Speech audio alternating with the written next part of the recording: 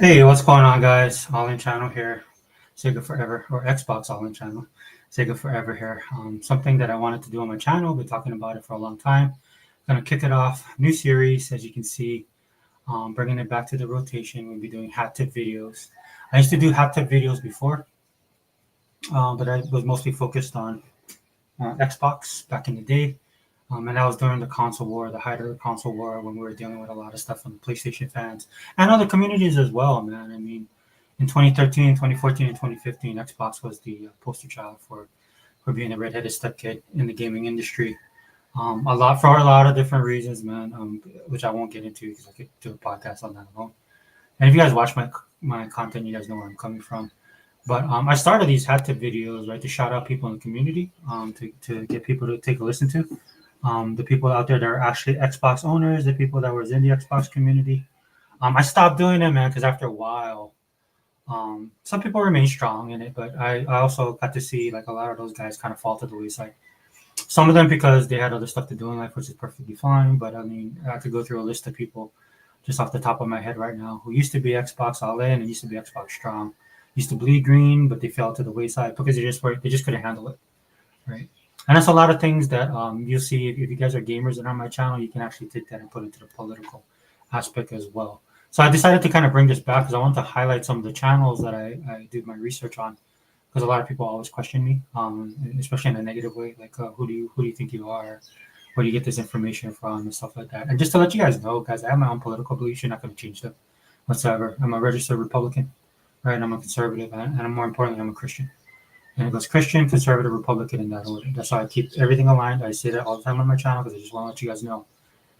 The purpose of me putting this stuff out there, because again, I like this kind of stuff. It's interesting to me. It's not interesting to most. I get it. But if you guys are interested in it, or you guys want to get a little bit of an idea, like how my mind works and why I post the content that I do when it comes to politics, this is what I'm doing on my channel now to kind of help you guys understand um, some of the things I look at, And I'm not here to kind of promote certain things. You guys should know like I said, I wear my politics on my sleeve. I don't hide behind it at all.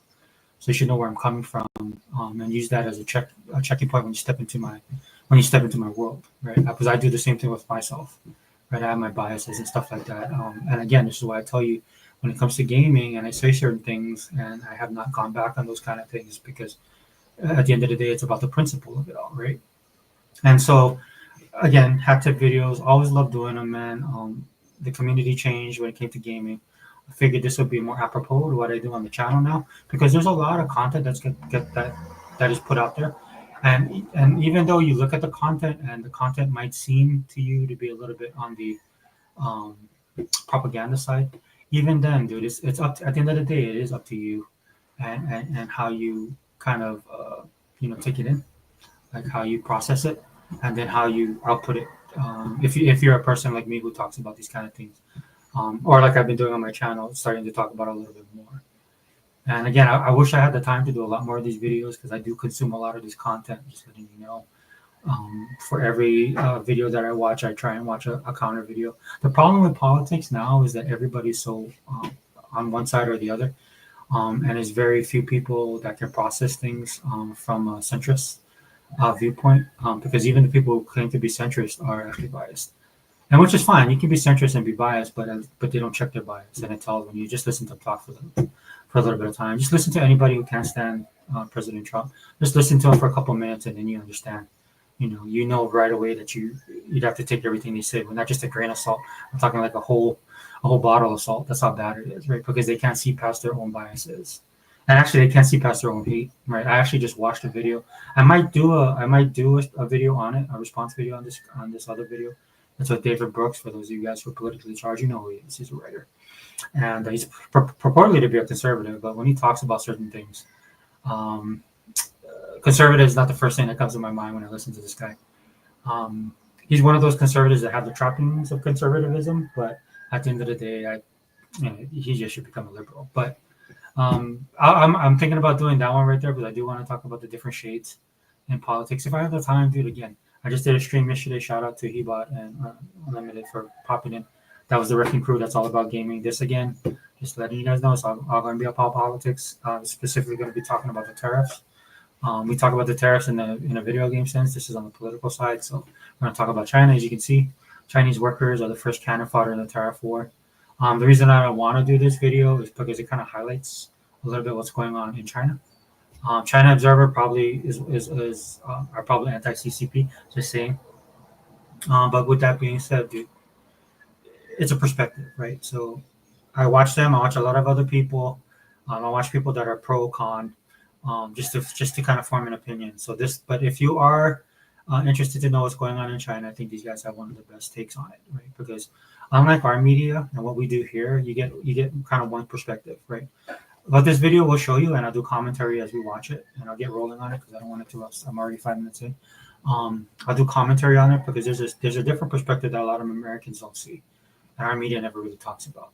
There's two sides to the coin, right? And hopefully we can point that out in this video. Anyway, let's get the video rolling. A client in the US finally replied today.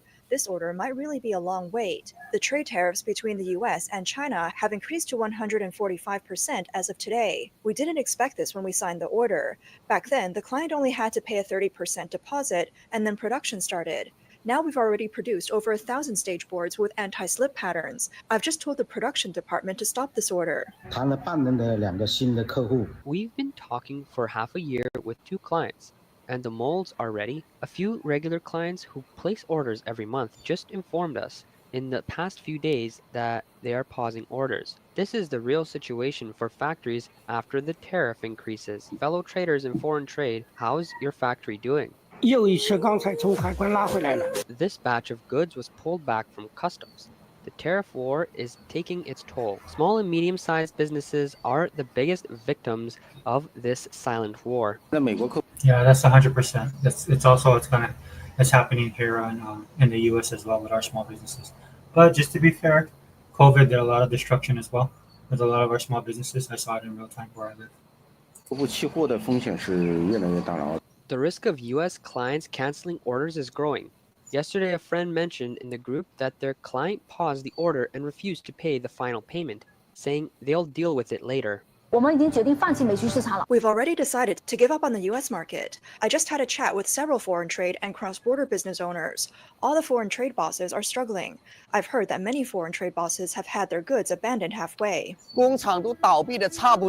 Many factories are almost all shut down. You raise tariffs and these machines are really just scrap metal now. The S205A precision machine can't be sold. This double spindle machine costs over 30,000 yuan, but no one's buying it. This high-end model is worth over 200,000 yuan, half price, but still no buyers. By 2024, even the Dota turret machine and power turret will be gone. Factories are shutting down, and you're raising tariffs. How are regular folks supposed to survive? Right now, everyone's struggling just to put food on the table. Speaking of China's major foreign And that's one of the things I want to highlight about this video, right? That nobody talks about. Because I saw this happen in real time, guys. I'm old. I'm old enough to remember when this was happening in the U.S. When they decided to shift a lot of the jobs and shut down the factories and start going overseas because it was cheaper to make the product. Now, if you guys want to do a deep dive of that time period, there's a lot of stuff going on, right? And one of the things you'll hear is about the unions and the factories and the greed and all this kind of stuff. That's a video for another day. I'm not saying it didn't exist and stuff like that, but sometimes when I hear people talk about that, it's just like cutting off your nose to spite your face, right? So we've built this for decades, right? We built this for decades.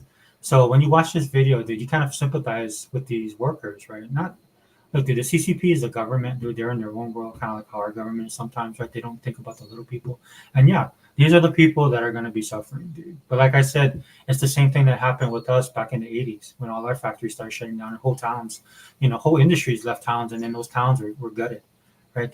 And a lot of them, you can go look at videos on YouTube where people go and explore these towns. They're basically ghost towns, right? And then that's where a lot of the poverty came in. Of course, drug abuse, alcoholism, all that kind of stuff is all part and parcel. So I do feel for these guys because I've seen it before when it happened to our country. But this is the thing that irritates me, why I think people need to kind of, if you're going to get involved in this kind of stuff, you really got to get a broader perspective on all the stuff that's happening, right? Because at the end of the day, I mean, it's the little guys that are going to get crushed, right? right? CCP, they're communists, right? They're all about the state. And Xi Jinping don't care, right? In fact, I'll do another video talking about where this can lead, and it could be pretty bad. That's another time we'll talk about that. But also in the U.S., man, when a lot of our jobs got shipped over, right? And so they've with China, man, they become like this exporter, and then we're more of an import thing, and that's why this trade war. I mean, if I be honest with you, it needs to happen, man, because we need a course correction, right? Not just for us, but for other countries in the world as well. And when you listen to this, what upsets me the most, man, when you have economists and you have all these academics that go on news programs to talk about it. If you just listen to them, right, they're talking about it in terms of the world that they occupy, the space that they occupy, right? I talk about that on this channel all the time. It's like me what I'm trying to do with this channel, right? Predominantly, this channel is supposed to talk about Xbox and stuff that goes into Xbox, and even the Xbox stuff that I cover, um, like I'm playing Avowed, right? And so I could take a lot of the stuff with Avowed and just show my gameplay. It will. I hardly get any views on my channel anyway, but that won't get a lot of views. What gets most of my views is when I'm talking about console war stuff, or I'm commenting on stuff that has to do with the console war, right? So even within that space, it's a small number of people, right? So that's So for me, trying to diversify the channel, right? Just because it's something like I said, I'm interested in this kind of stuff and I need to do, right? Doesn't necessarily mean that's going to turn into anything that's big. But it's something I like to and I want to talk about because at the end of the day, you have to understand that, right? And a lot of these economists, a lot of these experts, a lot of these guys that go to university and they get on the talking shows and they start talking about all this kind of stuff, dude. You just listen to them and they have no connection to people like this, like people like these people in China or people like in the states in the U.S. man that work these jobs, right? In fact, if you listen to them a lot, dude, there's a lot of disdain in their voice, right? They're not just disconnected; they actually hate these people, right? Because and they hate them now more than ever, right? Because they're the ones that are coming on and trying to change the system, right? The people, the everyday worker, or the average American, right? And so and that's why I'm doing these videos again, dude. I feel sorry for these workers, man, because they're gonna suffer, right? But at the end of the day, dude, we gotta focus on us and our country and getting our stuff right, especially since we're the leaders, we're the world leaders in everything, right? Whether it's defense, consumption, used to be production. We need to get back to that, right? Because there needs to be a balance in the world order, right? Because you have a lot of stuff going on. I'm not gonna go down the rabbit hole, but globalists, new world order, all that stuff's real, right? There's a group of people that are doing these kind of things, right? And there's a lot of useful idiots, right, that are being used also at their disposal, right? And just to think, I mean, the way that China is, um, they just got all their eggs in one basket. That's what you're going to be seeing in this video, right? And again, they're communists, right? The CCP rules everything. The state rules everything, and they don't care, dude. If you look at China's history, it's actually really bad. So again, I'm not trying to do this to put us over them, man. I just want to give you guys a perspective because again, the news won't show you this kind of stuff that both sides are hurting, right? When in the American news they talk about it both sides, it's all political, right? It's usually have to do with Trump and they just work their way down.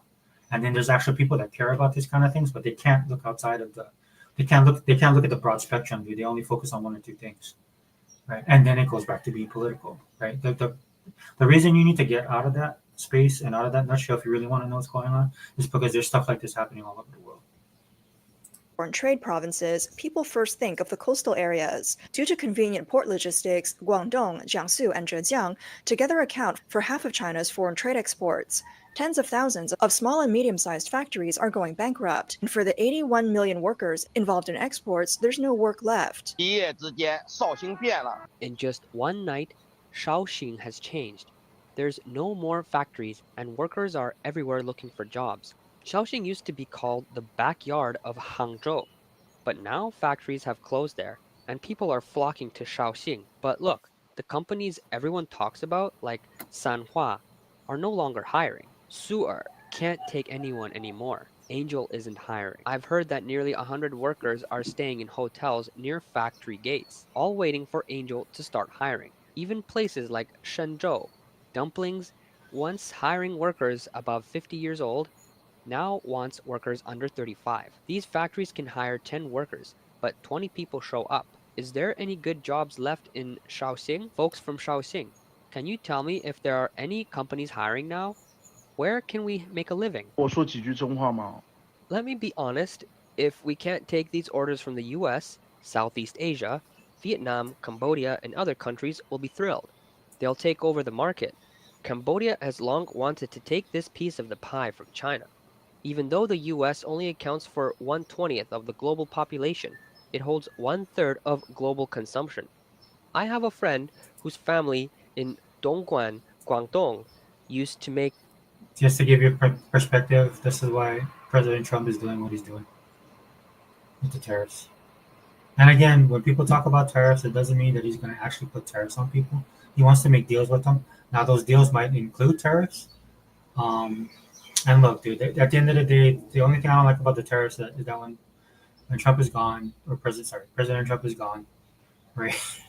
I don't trust anybody else to be able to do this. Right now, Congress is trying to pass a law. There's some Republican congressmen that are like, oh, we think we need to control this. I was like, dude, their rate. Congress has one of the worst ratings in politics right now, right? And for them to trust them with anything, no, right?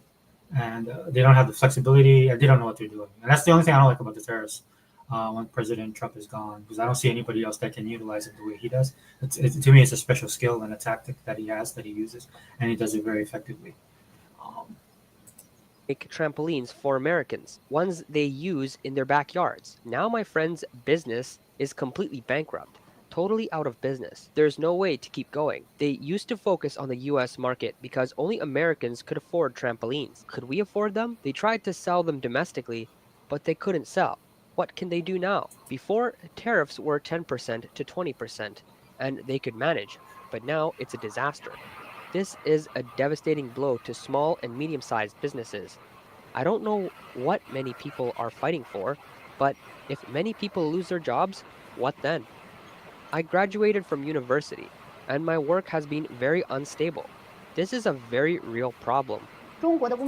yeah, keep this in mind because if you listen to our news, right, this is the struggle that these guys are coming up with. There's hundreds of thousands of people graduating from university with all kinds of degrees, doctorates, even master's degrees, all that stuff, right? But what's good is it if they don't have any jobs? That's what the guy's talking about, right? And so again, perspective, guys, it's needed when it comes to stuff like this, right? And again, they're communists. Not that I don't know if that dude is communist or not, or believes in the Communist Party, but at the end of the day, when you're dealing with China, you're dealing with communists. They're a state cover. Everything's through the state, right? And they don't care. They don't care about their people at all, right? These people will suffer, unfortunately, right? For them, I mean, we're kind of in the same boat because we import a lot more stuff. We don't have any balance in our own country. That's what the president's trying to do right now, is bring back that balance, which we need for various reasons. When people talk about national security, people talk about just the economy. We need that back. The only people right now that are really crying about it, and I understand that there's average Americans, right, because they're looking at their retirement and stuff like that. Look, if things kick off the way it looks like it's going to kick off, dude, he'll bring America back, especially economically, a lot stronger, and national security wise as well. At the end of the day, dude, just keep your money there, especially if it's retirement and stuff like that. The economy grows here, then that money will come back. Okay. So when you and that's why I feel sorry for the people in China because they have none of these options. They don't even have a choice. Like when you see the concern in these people's faces, they know what time it is, man. It's over. Right? They don't have the diversity in their economy. They don't have the ability to choose how they can combat this, man. Unlike the U.S. or other free Western countries. I mean, in fact, for the U.S., we're our own worst enemy. We're our own worst enemies when it comes to the policies that we imply on ourselves and other parts of the world and our politics, right? As other countries in the West as well. With China, there is no sideways or up and down, dude. There just is what it is. The advantage of China's industrial manufacturing cost is ultimately the result of poor human rights. It comes from countless Chinese people working long hours under high intensity, sacrificing themselves. We see this girl with dark circles working in a factory. One commenter said she looks like a shell whose soul has been drained by the assembly line. So, where does this lead in terms of being far ahead? Only a small group of people are ahead. Look at the world. Only China is stubbornly resisting the US tariff war. Almost every other country is preparing to talk with the US because it's clear that the US is the biggest buyer, the largest client. Other countries, as suppliers, need to please the buyer to secure their orders and maintain their income. Why does China choose to stand firm? Is it because China is really strong? In my view, it boils down to one thing. The Chinese government doesn't see its people as human. In the eyes of the current Chinese Communist Party, the Chinese people are less than cattle and horses, just weeds. What's the characteristic of weeds? Weeds keep growing back after being cut. As long as you don't pull them out by the roots, they'll grow again and again. They never stop. Meanwhile, the privileged class, who enjoy special supplies, will remain unaffected no matter how the tariff war goes. And that's by design, by the way. That's by design. That's how they stay in power. Dude, communism is bad, guys. Every time I see somebody talk about communism, right, in the West, especially here in the United States, they have no clue what they're talking about. They don't need to worry about mortgage payments, children's schooling, losing jobs, income reduction, unemployment, or rising prices. Who's most affected? The result of standing firm is that many foreign trade factories will have to shut down, possibly facing bankruptcy. This means the upstream and downstream industries related to them will be affected as well. The US China tariff war continues to escalate. On April 9th, President Trump announced the suspension of high tariffs on 75 countries worldwide, but continued to increase tariffs on China to 145%. On April 11th, China's State Council responded, adjusting the tariff on US imports from 84% to 125%. The statement noted, at the current tariff level, US goods to China have no market acceptance. If the US continues to increase tariffs on Chinese exports to the US, China will ignore them. On April 11th, Oh, sorry, guys. Hey, Faded, what's up? Yeah, I'm just gonna rip through this video, but I just wanted to address your comment. China is a mess now. Vietnam is teaming with us, and Cambodia. You know the memes that were coming out? The people predominantly on the left side in the media were kind of making fun of the administration because they had put tariffs all over the place, and then one of them was some kind of island with penguins on it, and it became a running thing. I thought it was funny, so I ran with it as well. Because at the end of the day, dude, I mean, I understand why he's doing, and then later on, like a couple of days later, people began to realize people that were like trying to weaponize it, or people that were worried about what this means, that makes no sense. And then this whole thing with Vietnam and Cambodia, that's basically who it was for. Mexico as well, right? Because if you keep up with this stuff, you understand that what China does is they'll just sidestep the tariffs by going to other countries because they have such a big footprint when it comes to exporting, right? And their manufacturing. So they're just sidestepping, go to another country and then sell it under another label. That's what's happening with our meat in our country as well, which I want RFK Jr. to get a hold of that, to get the quality control back.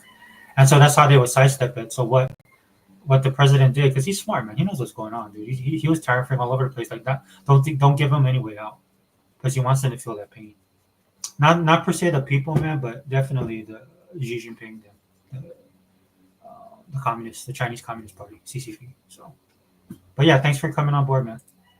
I'm just gonna run this video real quick, just trying to get through it. CCP General Secretary Xi Jinping responded publicly for the first time to the tariff war, saying there are no winners in a tariff war and that China is not afraid of any oppression. The CCP's retaliatory tariffs have been raised to 125%. This marks further escalation in the US-China trade war. UBS analysts point out that this effectively means a complete breakdown in trade between the two countries. Both sides are not only facing economic confrontation, but also a loss of political trust. 朋友们，中美贸易战这个事儿，我觉得现在不是贸易战的事儿了。Friends, I think the US-China trade war is no longer just about trade. The situation has gotten much bigger.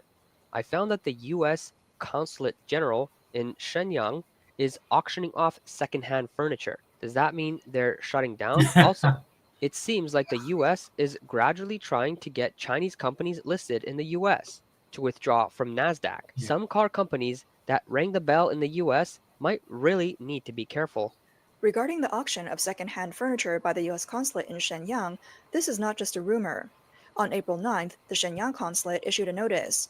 The U.S. Consulate General in Shenyang will hold an auction of second-hand furniture and appliances on May 20th, 2025. There were instructions on how to attend and the location of the warehouse. This has sparked much discussion, with some people speculating that the consulate is expected to shut down. Amid tense U.S.-China relations, it won't be the first time. In 2020, the US closed its consulate in Chengdu, and China closed its consulate in Houston, causing bilateral diplomatic relations to dip to a low point. The general consensus is that these tariffs may lead to a full decoupling in US-China trade. However, there's almost no response to this idea on the Chinese internet.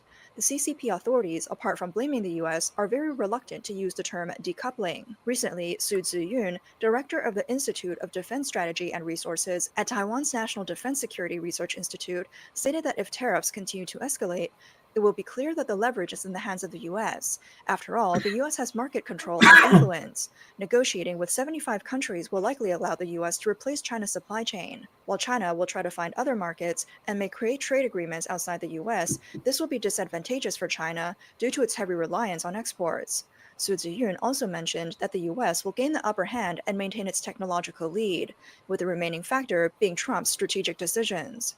He believes that the US and China will enter an economic Cold War. In this tariff war, China has taken a hardline stance, but the situation is more complex. China cannot show weakness to the United States, but retaliating could lead to further escalation, causing more hardship for Chinese businesses and citizens. Economist Li Hengqing at the U.S. Institute for Information and Strategic Studies stated, "Since 2012, Xi Jinping has been pushing wolf warrior diplomacy, and this rhetoric cannot be toned down. His belief is that the East is rising while the West is declining, and the CCP wants to replace the US as the world leader." Li believes this fantasy has become the CCP's ideology, and Xi Jinping does not care about China's economy or the people's lives.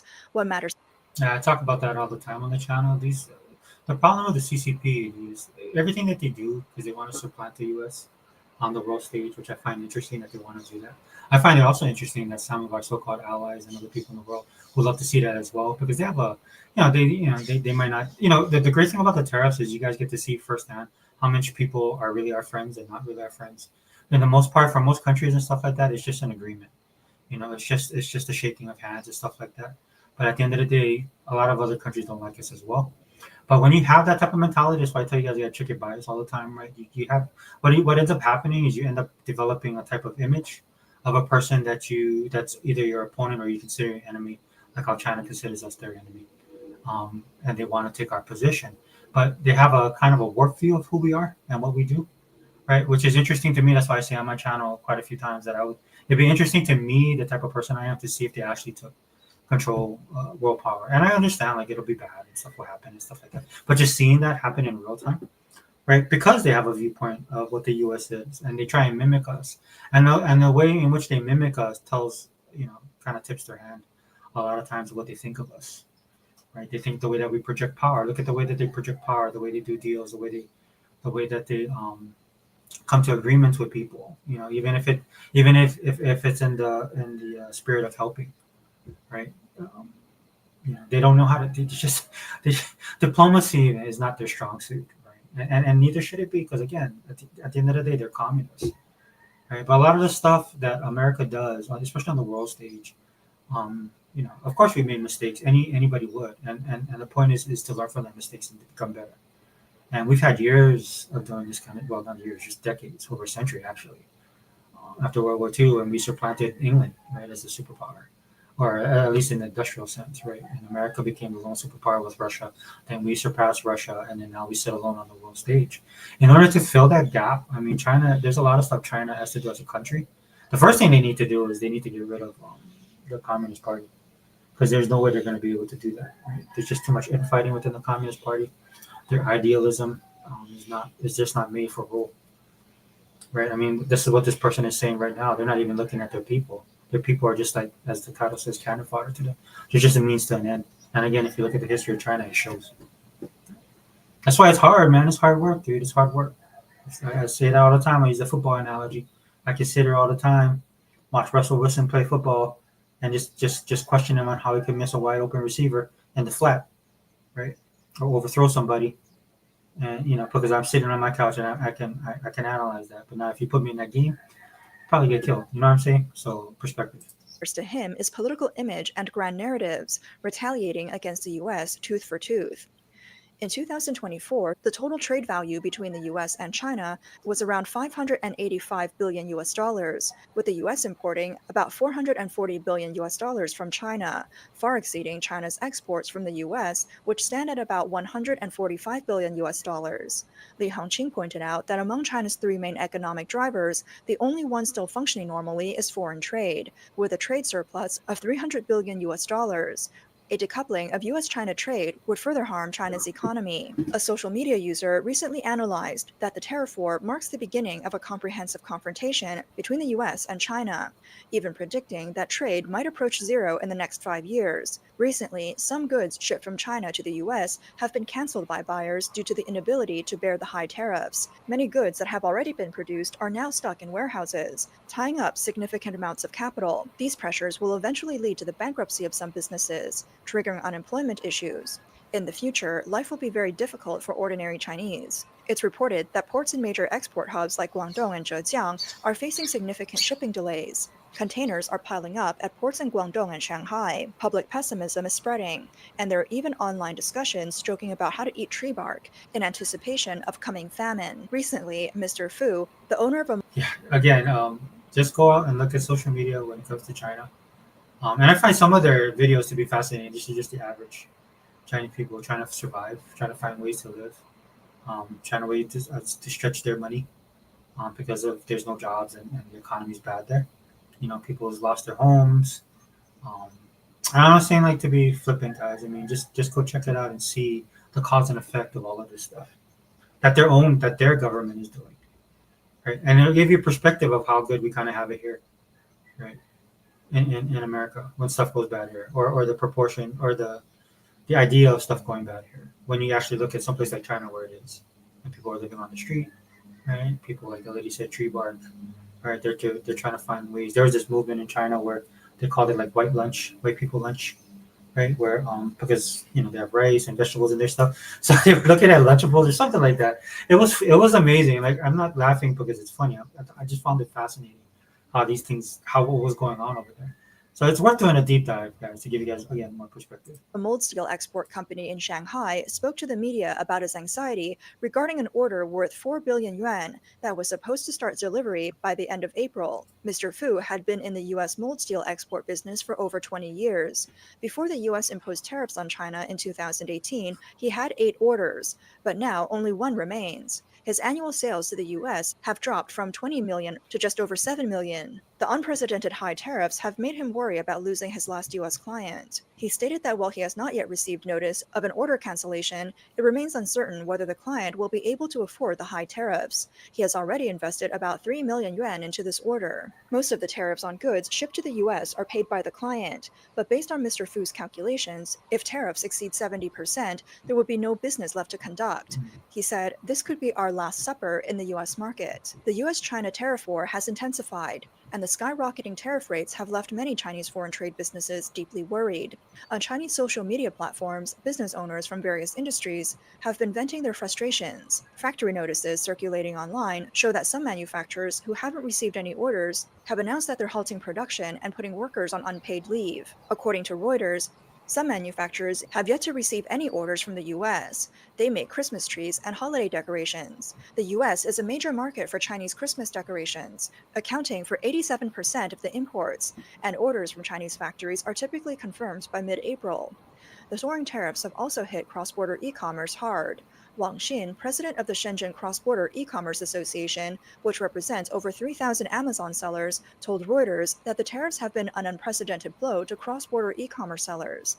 Some sellers are hoping to raise prices in the US, while others are looking for new markets. As the tariff storm hits, small and medium-sized foreign trade businesses without strong backing are being forced to lay low, while other businesses are seeking new opportunities overseas. Almost every business owner interviewed by Chinese media mentioned that expanding overseas may be the only path left for their company. One business owner, Zhu Jiang, is planning to build a factory in Cambodia. Yeah, that's what the president is banking on as well. That's why people laugh at him here. Yeah, dude. One of the worst things about our country, dude, is the opposition party, which is the Democrat Party. I know a lot of you get pissed off when I say that, but look, at the end of the day, I'm just being honest, right? And the media. Those are the two biggest things. That's the problem in the country. Because every time the president tries to do something, right, and they'll report on it, right, but they'll report it in a negative way, and then when he's proven to be right, they never correct themselves. Right? Again, this is why you guys got to step outside the box when you in the U.S. man. When you look at our own country and the things that we promote and the stuff that we do.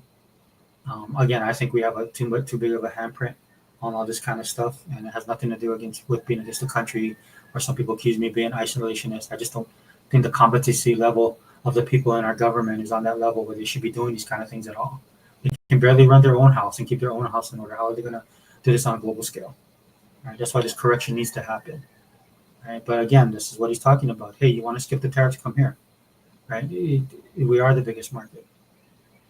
I mean, personally, I think we're too big. Right? We need to change that as well, right? Because there has to be balance, which unfortunately for these guys, they're finding out the hard way.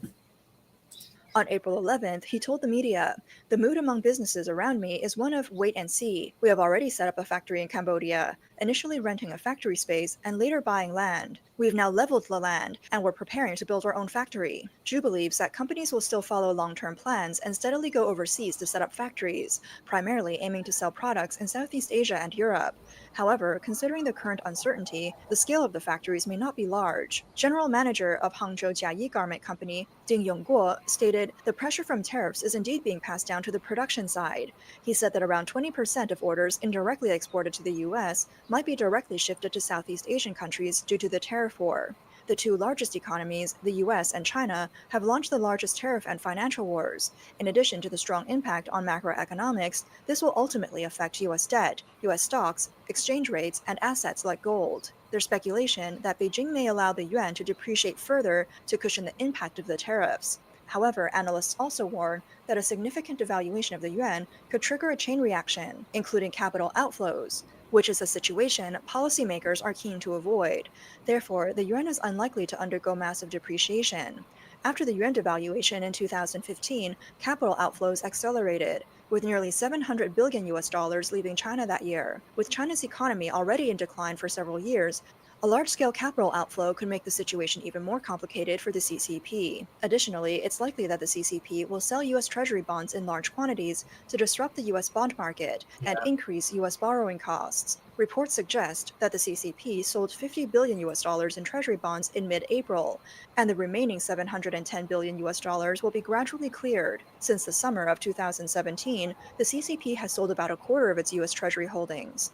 According to data from the US Treasury Department, as of January this year, China holds 761 billion US dollars in US debt, second only to Japan. However, the effects of a currency war are highly complex. If China sells large amounts of US Treasury bonds, not only will the US be affected, but China will also suffer significant losses. As of March this year, China's foreign exchange reserves stand at 3.2 trillion US dollars, most of which are denominated in USD. If the US dollar and US Treasury bonds devalue significantly, China's foreign exchange assets will also depreciate.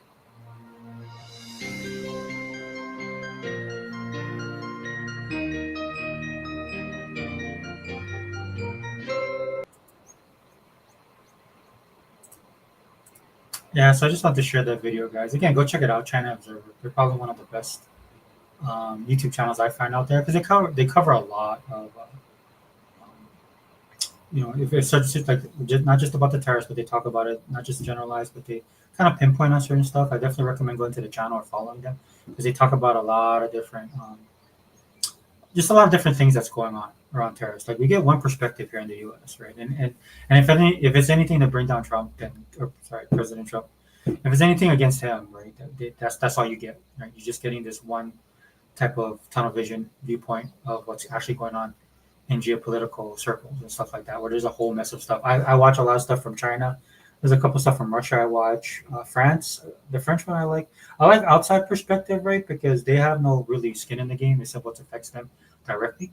So you can listen to it. Even some of the CCP stuff that's out there, it's easy to consume that because, of course, they're coming from a certain perspective. And the U.S., our media is just horrible, guys. Our media is just horrible. You can't rely on the media. In fact, a lot of the times, I hate to say it, dude, if the media is going one way, just dip the other. That's the best way I can put it for you. I mean, like I said, they have tunnel vision and they're just so biased in their reporting. Right? I'm pretty sure a lot of you guys that might watch this video have no idea of the suffering that's going on in China as well. Right? But of course, you won't hear about it because our media doesn't focus on that. They focus on what will topple the current administration that's in power right now. Right? And that's sad too because there's some stuff that needs to be focused on from the media. I mean, sometimes there is some negative that they have to cover when it comes to the administration, right? Like, for example, the 401k thing, right, where people are being affected that way. But again, that the way that they do it, dude, they don't do it in earnest, and they don't do it with the good intentions, right? because most people, again, like for example, you listen to a lot of these people talk about 401ks in the U.S. Most people, even people that I know that have 401ks, dude, they have the attitude like me. I've had a 401k for over what 20 years, and I just my money goes in there, dude. It sits there. At one point in time, when like I think it was like the 2008, it was during the financial crisis we had in the U.S. I decided to look at my stuff and see how it would work for me and all that kind of stuff. But at the end of the day, I walked away from it, realizing that look, dude, it comes up, it goes up, and it goes down. Right. And I'm not taking away from people that are suffering from it in real time. Right. But again, if the media was honest, right, like get down to to just being honest and looking out for what's best for the people, which they never do. Right. You can actually have these type of stories and have this type of media. But anytime you watch it, dude, you just focus right back on, what's the administration doing wrong. That doesn't help anybody. Right. So that's why again I'll be doing these hat tip videos and I just won't be covering stuff in China. I'll be covering stuff all over. So that you guys can get a better perspective of what's going on. Because again, suffering like this, when you hear people say that it's affecting everybody, it is. Right. And unfortunately for a lot of countries like China, they've built their economy as export only, and they rely on us way too much. And you have a person in the White House right now, a president in the White House that realized that he knows how business works. He understands the numbers, right? And at the end of the day, that's why he likes to use the tariffs because to him it makes a lot of sense. And if we're being honest, they won't give him credit for it. It does, right? What China needs to do is they need to look out for themselves. This is why when I talk about Canadian politics to my friends, they're kind of surprised that I support that guy Poilievre. Now I don't know. I want to say it's a 1-for-1 because I don't know how conservatism is in Canada as opposed to what it's like in the U.S. Even in the U.S., conservatism is changing because you have a lot of people coming into the conservative movement that think they're conservative and they're not at the end of the day. And you don't have to be, right? Conservatism is its own ideology. It has its own place. I feel comfortable being a conservative politically, right? But again, politics is so static that a lot of people think there's something that they're not.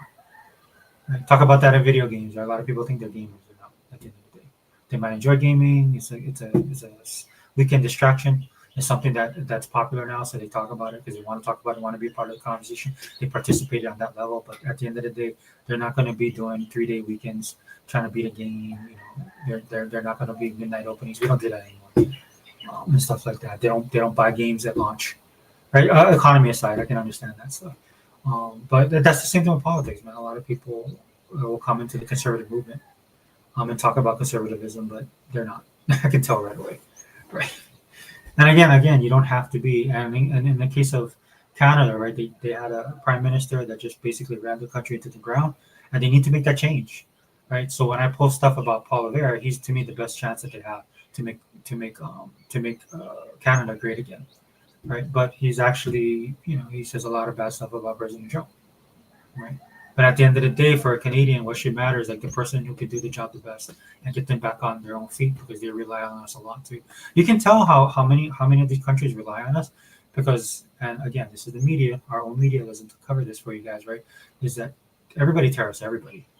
The problem with the U.S. is that we get the most tariffs out of any country, right? Because and that's how it's been for the longest time, right? Because everybody looks at it's like if you have a sibling that's older and has a job and you don't have a job, and then like all the other siblings rely on him. Like if you go out to eat, right, he's the one that pays for everybody's food, right? And then what ends up happening is people get used to that, and so some animosity can build between that, man. For the younger people, for the siblings that don't have a job because they actually gotta rely on him and they don't like that, and then the person paying for it. It goes both ways. And right now, what we're trying to do is we're trying to correct that. Because at the end of the day, man, I think Canada is a great country and they can be better than what they are. They have a lot of resources, man, that can put them on top, that they can rival other nations in the world. Right, but what they need to do is they need to get past their own politics. That's what they first. It has nothing to do with the U.S. The U.S. is just doing what the U.S. needs to do for us, right? So again, for China and all these other countries, what they need to do is make their situation better, and usually that's to start with their politics, man. Because if you guys, I talked about this in a video before. Trump is attacking liberalism. Well, shit, liberalism. He's trying to destroy the woke leftist stuff in our own country. You think he's going to stand for that in other countries? Not that he's going to go and run roughshod over everybody, but what I'm saying is he's not. This is why he's going to do these deals. This is why he wants to get everybody on the same page. Like what's the point of us having deals with Canada, they benefit from it, right? Because we basically subsidize a lot of their stuff because they have a socialist system in Canada right now, right? The way that their government is run. For all these countries that sit here that and they critique our healthcare system because we have to pay for our own stuff on top of paying all the taxes. Right? For a lot of these countries, they don't have to worry about it. They can subsidize their healthcare because they don't have to worry about stuff like their defense. They don't have to worry about having to pay a fair amount when it comes to trade, right? And that's why this is important for not just the U.S. for a lot of countries. Right? It's a wake up call, man. Everybody needs to be woken up. But again, I don't want to. I'm already 44 minutes in. Thank you guys for stopping by. Faded, man. Sorry. This is just one of those things I'm doing right now. I want to do a lot more of these videos on the channel.